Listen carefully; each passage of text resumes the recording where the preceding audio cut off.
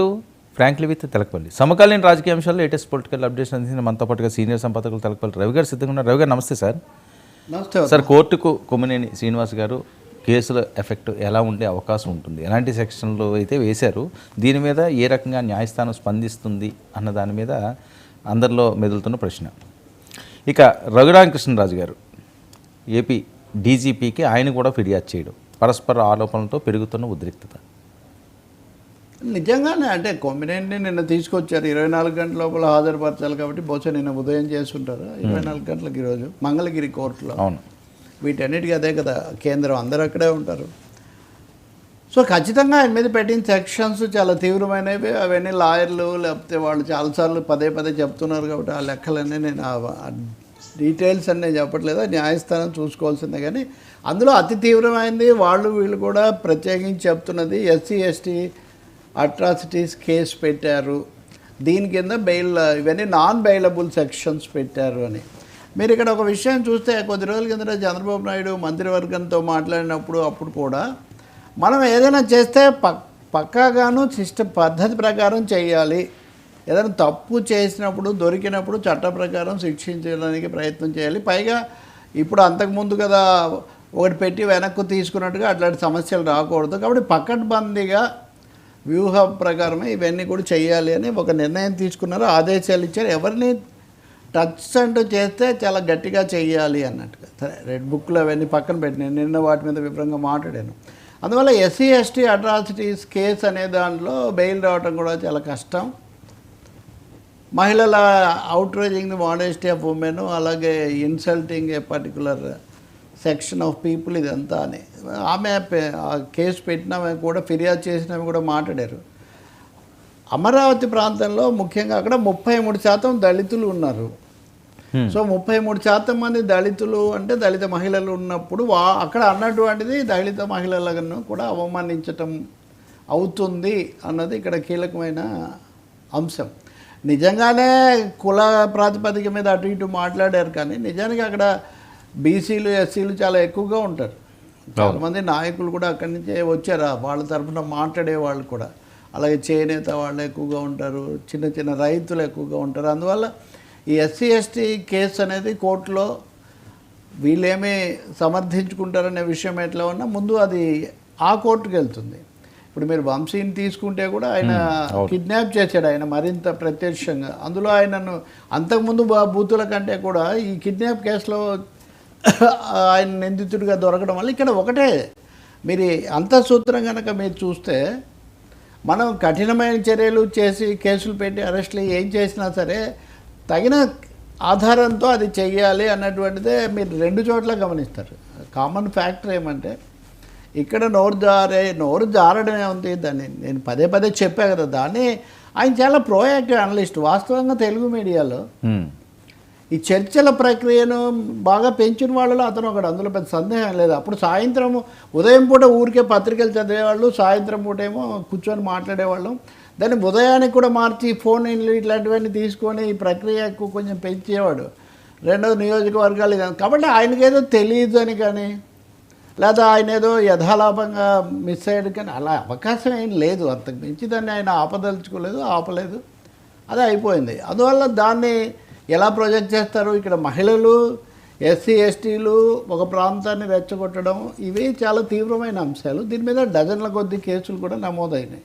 కాబట్టి న్యాయమూర్తుల చేతిలో ఉంటుంది. వెంటనే రిమాండ్కి ఇస్తారు. మామూలుగా రిమాండ్కి ఇచ్చిన తర్వాత మేము అడగాలి కాబట్టి మాకు పోలీస్ కస్టడీకి ఇవ్వండి అని మళ్ళీ పోలీస్ కస్టడీ కోసం పిటిషన్ పెడతారు.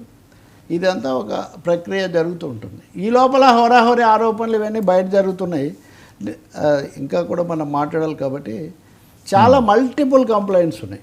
కాబట్టి తీవ్రంగా తీసుకునే అవకాశం ఉంది. అది వెంటనే రిలీఫ్ వచ్చే ఛాన్స్ మటుకు ఏం లేదు.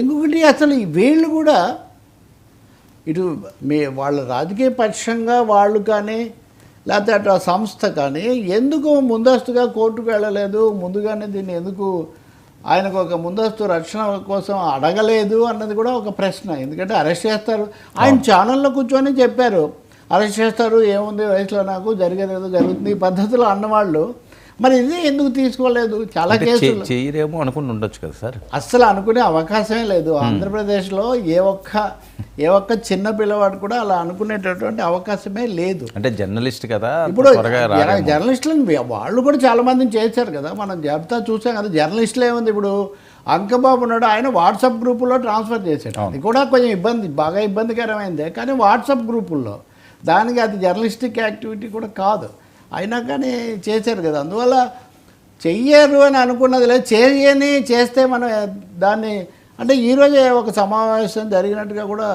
నేను ఇందా చూసా, ఈరోజు నిన్న. ఇలా మనం గట్టిగా ఎదుర్కొని నిలబడితేనే మనం నిలదొక్కుకోగలుగుతాము అని చెప్పారు సజ్జల రామకృష్ణారెడ్డి. తర్వాత ముఖ్యమైన వ్యూహకర్తలు అందరూ అక్కడ సమావేశమయ్యారు. This is the time to counter, ఎదురుదాడికి ఇదే సరైనటువంటి సమయం కాబట్టి దానికి అంతా సిద్ధమవ్వండి. రెండోది సజ్జలది కూడా ఎలాగో మీరు పెట్టారు కదా, తర్వాత మనం మాట్లాడవచ్చు. ఆ రీత్యా కూడా కొంచెం ఆ పార్టీ యంత్రాంగాన్ని శ్రేణులను సిద్ధం చేసుకుంటున్నారు అని ఒకటి కనిపిస్తుంది. మూడోది చాలా స్పష్టంగా చెప్తున్నారు కదా, వాళ్ళ జాబితా లిస్టులో కొమ్మినేని ఉన్నారు. అది ఆ మాట రోజా చెప్తున్నారు, ఆ మాట సజ్జల. జగన్ ఎవరో ఎందుకు జగనే చెప్పారు. ఇప్పుడు ఆయన పెద్ద దాంట్లో ఏమంటున్నారు, ఇది ఈయనంటే ఆయనకు పగ, గతంలో కూడా ఛానల్ నుంచి తీసేశారు, ఇవన్నీ బహిరంగంగా జరిగినవి. అవును, ఎందుకు వ్యతిరేకించారు లేకపోతే ఏంటన్నది, ఈయనేమో అది వరకు ఆయన్ని బాగా బలపరిచే పత్రికల్లో బాగా పనిచేసిన వాళ్ళే కదా.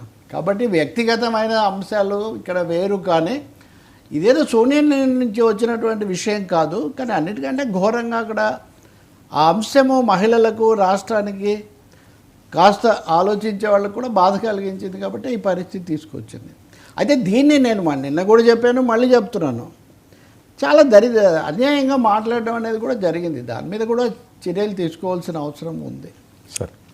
సార్ ఇంకా కృష్ణరాజు మాట్లాడే సమర్థనలో తీవ్రతను కృష్ణరాజు ఇంకా గుర్తించలేదా అని చెప్పి చాలామంది మాట్లాడే పరిస్థితి. ఆయనకు తీవ్రత బాగా తెలుసు కాబట్టి ఆయన అజ్ఞాతవాసంలోకి వెళ్ళిపోయారు. ఇప్పటికి కూడా ఆయన ఇంకా మాట్లాడుతున్నాడంటే ఆయన మహిళలకు నిజంగా అన్యాయం చేస్తున్నట్లు లెక్క. ఇప్పటికే మహిళల యొక్క, మరీ ముఖ్యంగా సెక్స్ వర్కర్ల యొక్క సమస్య, వాళ్ళ భద్రత కోసం చేయాల్సిన పనులు, ప్రజారోగ్యం కోణంలో వచ్చిన ఒక నివేదికను రాజకీయ మార్గం పట్టించి రాజకీయ చర్చగా, విద్వేషానికి ఆలవాలంగా మార్చినటువంటి ఒక మాటలు ఆయన మాట్లాడారు. ముందు అలా మాట్లాడమే ఒక తప్పు. అదే అయిన తర్వాత కూడా ఇంకా ఆయన ఏం చెప్పేది, ఈరోజు ఒక వీడియో విడుదల చేశాడు. నాకు ఆయన ఎప్పుడో ఆంధ్రప్రభలో విలేకరిగా ఉన్నప్పటి నుంచి దాదాపు తెలుసు, అంటే మధ్యలో కలిసిందేం లేదు కానీ తెలుసు మనిషి. ఆ మాటలు మాట్లాడింది సమస్యను అలా మాట్లాడతారా? ఇప్పుడు ఆయన ఈరోజు కూడా ఏం చూపిస్తున్నారు, అక్కడెక్కడో లాడ్జీలో ఒక అమ్మాయిని పట్టుకున్నారు. అసలు ఏమన్నా తలతోక ఉన్న మాట్లాడి చెత్త మాటలు ఇవి. అనేక చోట్ల అనేక మందిని పట్టుకుంటారు, లేకపోతే జరుగుతాయి ఘటనలు. అంత జరిగితే మనం మొత్తం జిల్లాల మీద, రాష్ట్రాల మీద ముద్రేస్తామా? నన్ను ఆధారాలతో మాట్లాడిన ఆధారాలు నేను నిన్న మీకు చూపించాను. వాళ్ళు ఏమైనా వాడారా?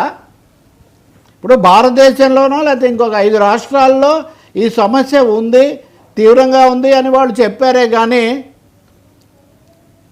State stand second in human trafficking, ఇది 2017 నాటి నివేదిక.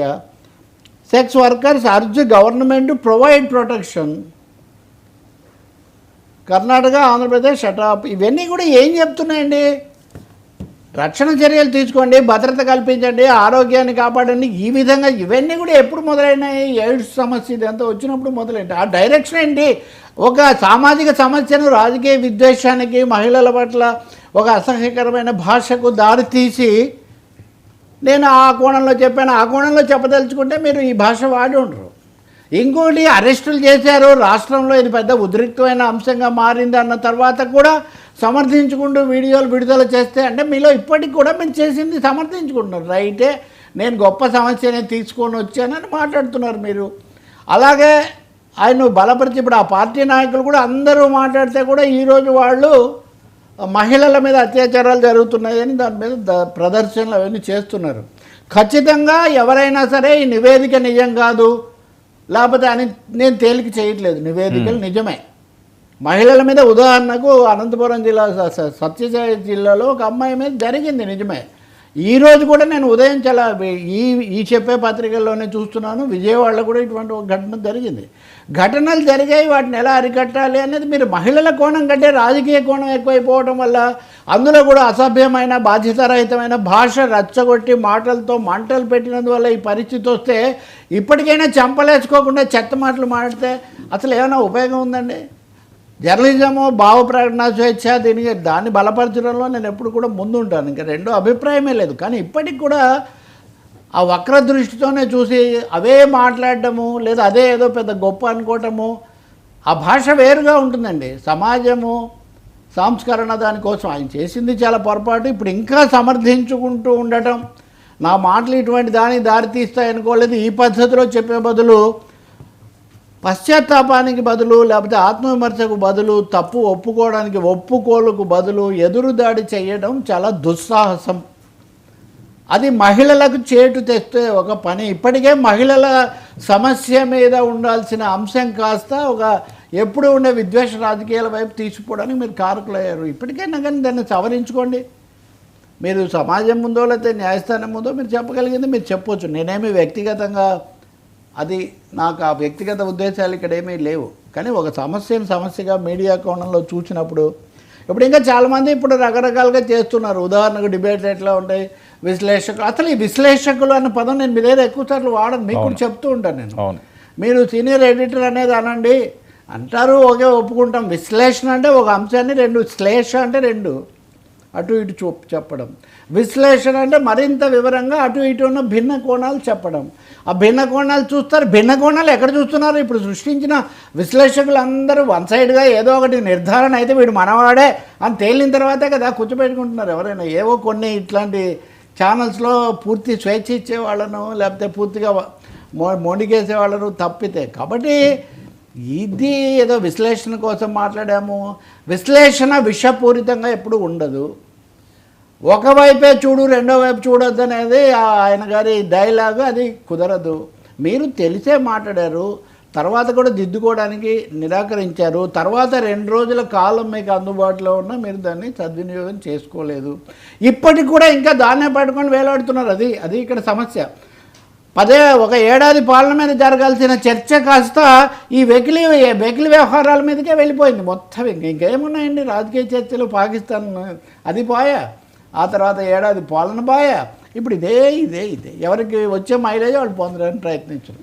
కాబట్టి ఇప్పటికైనా తప్పు గుర్తించడం చాలా అవసరం, అంశాల మీద చేయడం కూడా చాలా అవసరం. ఇంకోటి వైసీపీ వాళ్ళు ఇప్పుడు మహిళల గురించి మాట్లాడి ఇప్పుడు అంశాలన్నీ లేవనెత్తి దానివల్ల కూడా ఇప్పుడేమీ దానికి సరైన సందర్భం కాదు. మీరు తగిన సమయంలో చేయండి, కానీ ఇప్పుడు ముందు జరిగిన పొరపాటును దిద్దుకోవడానికి ఏం చేయాలనే దాని మీద దృష్టి పెట్టాలి. మహిళా సంఘాలన్నీ అంశాల మీద ఎప్పుడు మాట్లాడుతున్నాయి, ఇక ముందు కూడా మాట్లాడతాయి. సరే, సజ్జల మాట్లాడిన మాటలు కూడా మళ్ళీ వైరల్ అవుతున్నాయి.